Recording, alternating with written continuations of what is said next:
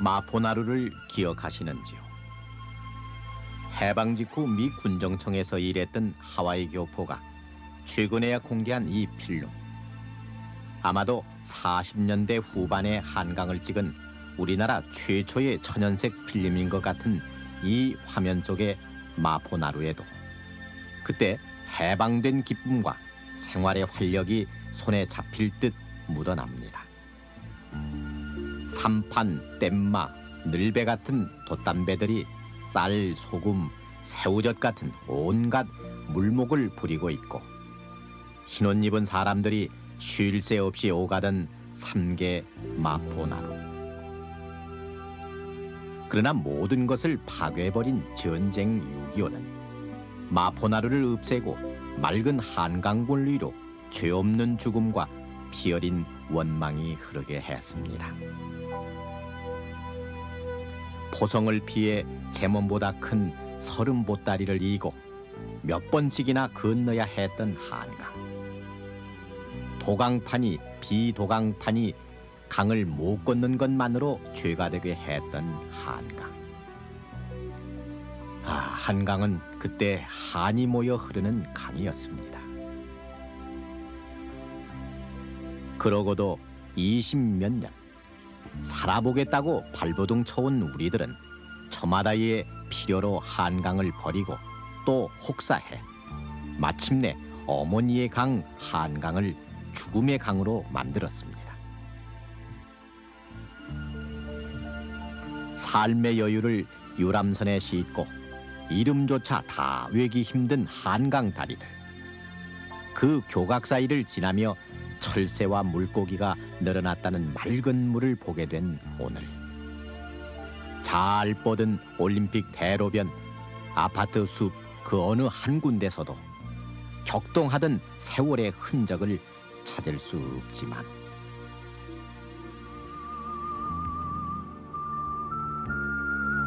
이 강물 아래는 그러나 한강의 기적이란 이름으로 혹사당했던 한강의 아픔이 또 더 깊은 수심엔 생존만을 바라며 얼어붙은 강을 건넜던 한많은 세월이 흐르듯 잠겨 있습니다. 오늘 우리들이 되살린 한강, 그 한강에 흘려보낸 세월, 그때를 아십니까?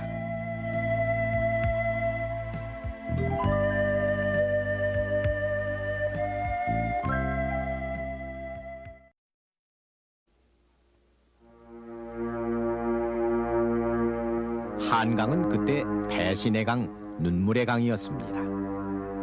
38선이 무너졌다는 소문도 잠시뿐, 전선은 삽시간에 미아리 고개까지 밀려왔고 죽어도 서울만은 지키겠노라고 다짐하던 그 정부는 서둘러 짐을 꾸려 강을 건너고 말았습니다.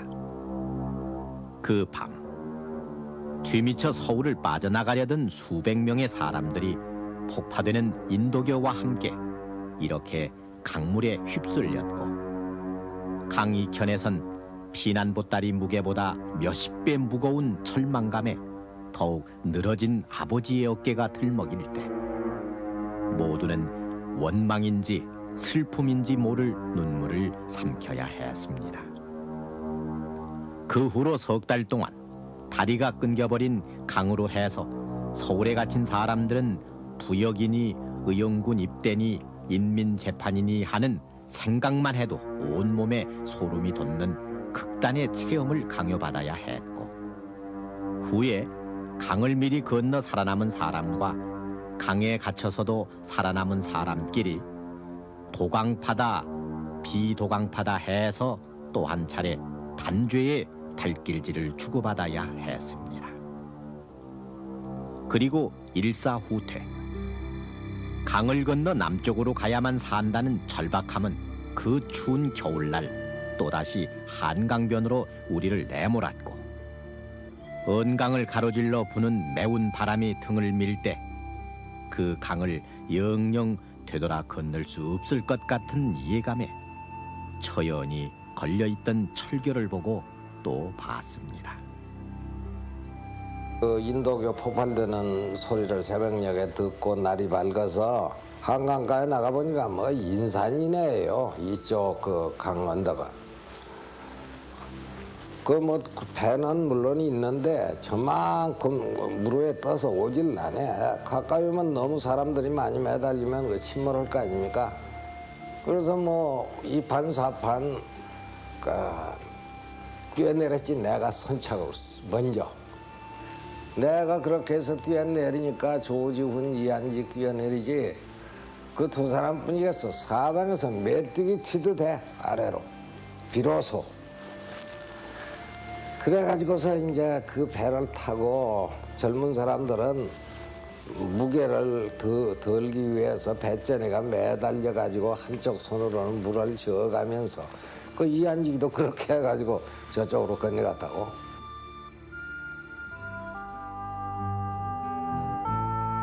도강증. 휴전협정이 맺어진 뒤 한 달 남짓 될 때까지 효력을 보였던 이 증명서.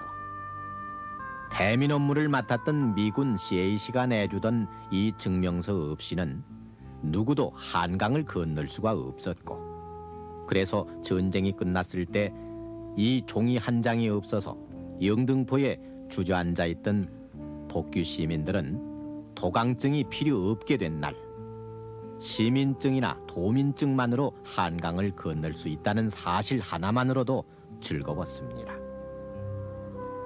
그러나 서둘러 되돌아온 서울은 떠날 때 서울이 아니었습니다.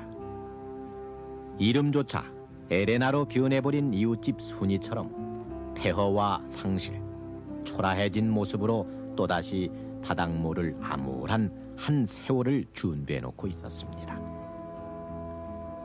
구호물자에 목줄을 매야 했던 그때, 그래도 좀 나으려니 해서 서울로만 밀려든 사람들은 전쟁 당시 60만이던 서울 인구를 3, 4년 만에 200만 가까이로 불려놓았습니다. 그래 청계천 뚝이나 창신동 비탈에 닥지닥지 이어지은 판잣집으로도 모자라 한강변 이촌동, 사단동, 뚝섬, 노량진, 양평동에 가만히촌을 이루었고, 상습 수해지군이 수해 다발지역이니 하는 용어를 만들었습니다. 바가지물에도 홍수가 졌던 그때, 강변 논밭 농사야 장맛비에 쓸려가지 않아야만 내 것인가 보다 생각하며 하늘 바래기로 짓기도 했지만, 어떻게 장만한 내 집인데, 어떻게 마련한 가재도구인데, 어렵사리 장만한 가재도구를 못 버려 목숨을 대신 잃었던 그 수재민들. 그러나 성나지 않았을 때의 한강은 자애로운 어머니의 모습도 보여주었습니다. 강변 사람들이야 말할 것도 없고, 사대문안 안악들도 물 나오는 게 오히려 신기했던 수도꼭지를 보다 못해 가난을 덕지덕지 기운 옷가지를 붙들어 이고 전차를 탔습니다.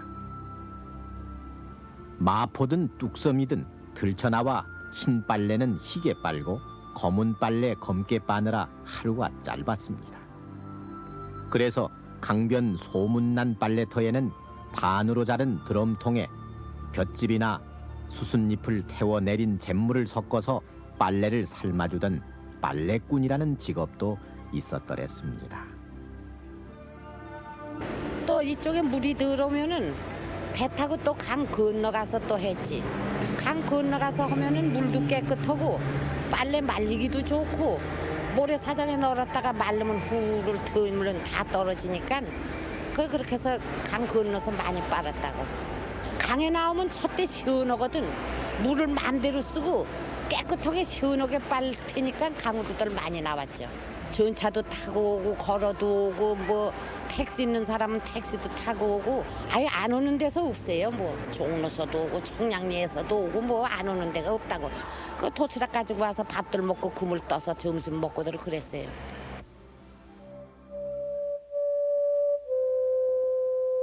한자 가웃 조이 두꺼운 얼음이 얼던 그때, 넷째를 낳고 몸조녀온 아내가 못내 안쓰러웠던 남정네는 강변 뜯어먹고 사는 사람들 틈에 끼어 몸 푸는 데 좋다는 잉어를 낚았고 더러는 상처받은 새월도 건져 올렸습니다. 흉흉한 인심, 먹고 살기에 팍팍한 사람들은 자꾸만 한강다리에서 뛰어내려 목숨을 끊었고 해서 60년대까지도 자살 경연장이라는 별명이 붙었던 한강 인도교엔 잠깐만 참으시오, 다시 한번 생각해보시오라는 간판이 내걸렸는데 자살을 포기하고 되돌아오던 사람이 이 팻말을 보고는 기어이 강물에 뛰어들고 말았다는 서글픈 우스갯소리도 나왔더랬습니다. 그리고 1956년 한강 백사장의 그 유명했던 해공 신익희 후보의 유세장. 어쩌면 우리의 가난이 숙명일 수밖에 없다는 30만 인파의 그 탄식의 소리를 들으며 한강은 아프게 흘러갔습니다.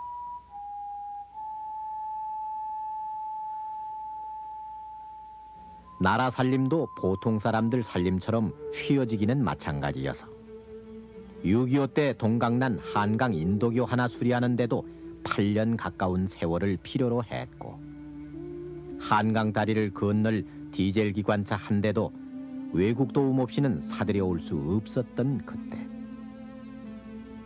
강은 그래도 우리에게 한 가닥 위안을 주기도 했습니다. 한여름 뚝섬이나 한강다리 부근, 마포 백사장, 모래내 할 것 없이 어디라도 옷만 벗어 제끼면은 수영장이 됐고 유람선 뱃놀이로 한시름 잊을 수가 있었습니다. 한강 원형 대회. 한강을 가로질러 건너거나 오르내리는 이 멀리 헤엄치기 경주는 요새 텔레비전으로 중계되는 국제대회만큼 세련되지는 않았어도 그 소박한 맛에 구경하기 좋았습니다. 전국체육대회 동계빙상대회도 한강에서 열리곤 했습니다. 군악대의 반주에 맞춰 피겨스케이팅을 멋지게 타보이던 저 소녀 조천백자. 지금은 쉰을 눈앞에 둔 나이에 미국으로 이민가 살고 있다는 조양의 스케이트 솜씨에 탄성을 보내다 보면은 점심 한 끼 걸러도 좋았습니다.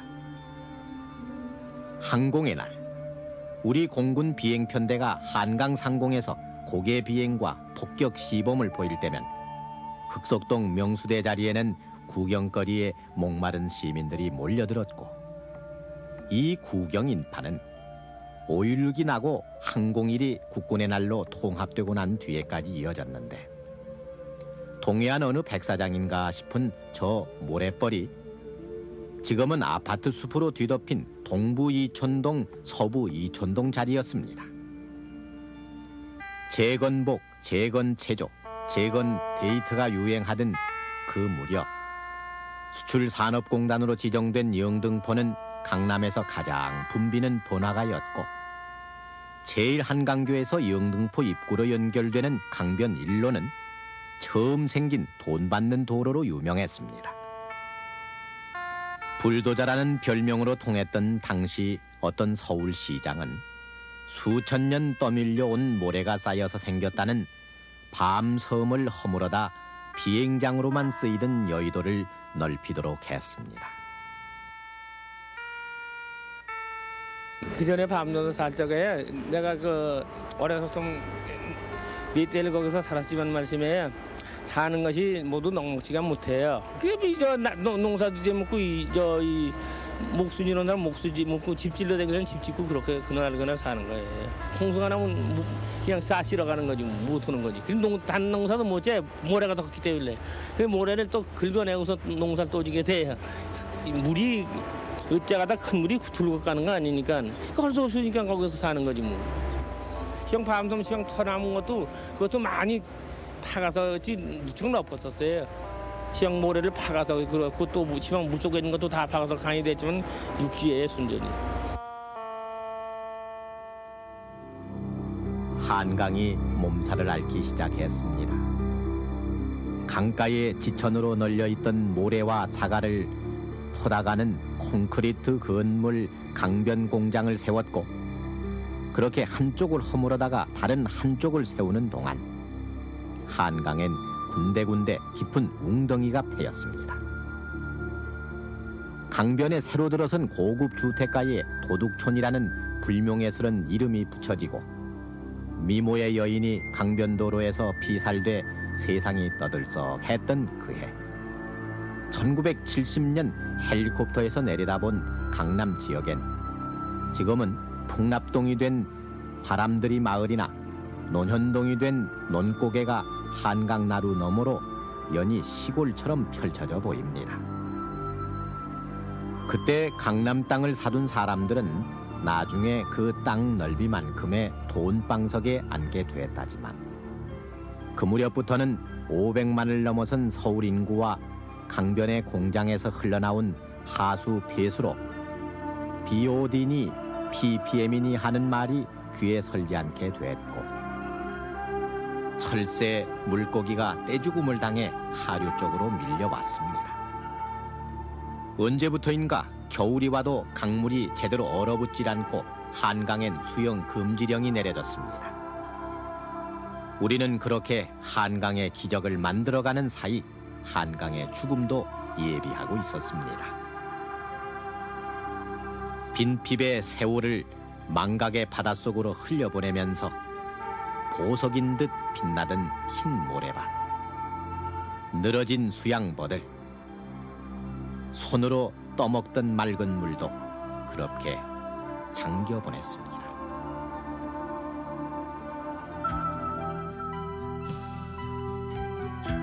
(1987년 4월 23일) 오늘 열 손가락으로 꼽을 수 없도록 늘어난 큰 다리를 건너 하루에도 100만 명의 인파가 도강증 없이도 강남으로 강북으로 출퇴근을 합니다. 파란 잔디가 싱그러운 고수부지에서 잘 차려입은 우리 아이들이 뜀박질도 하고 흰 포마를 만들면서 맑아진 강줄기를 거슬러 오르는 유람선을 그릴 때 정돈된 강둑에서는 시름 대신 여가를 낳고 수상스키 윈더서핑으로 바쁜 일상의 피로를 잊습니다. 잘 뻗은 강변도로 길 따라 동양에서 제일 높다는 빌딩과 우람한 경기장이 자랑처럼 한강을 굽어보고 섰습니다.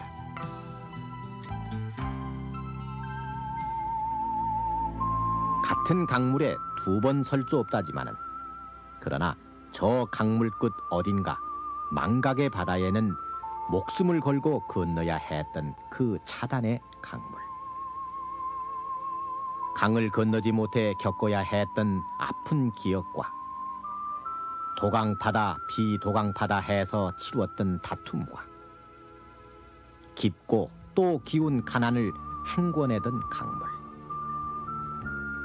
물고기도 철새도 쫓아보냈던 시꺼먼 폐수가 흐르던 죽어버린 강물이 제곡제곡 쌓여 흘러내릴 터입니다. 그래서 이 밤도 눈을 감으면 겨울바람에 밀려 철교 아래 그 언저리 얼어붙은 강물을 건널 때 귓가에 들리던 포성이 아련히 잦아듭니다.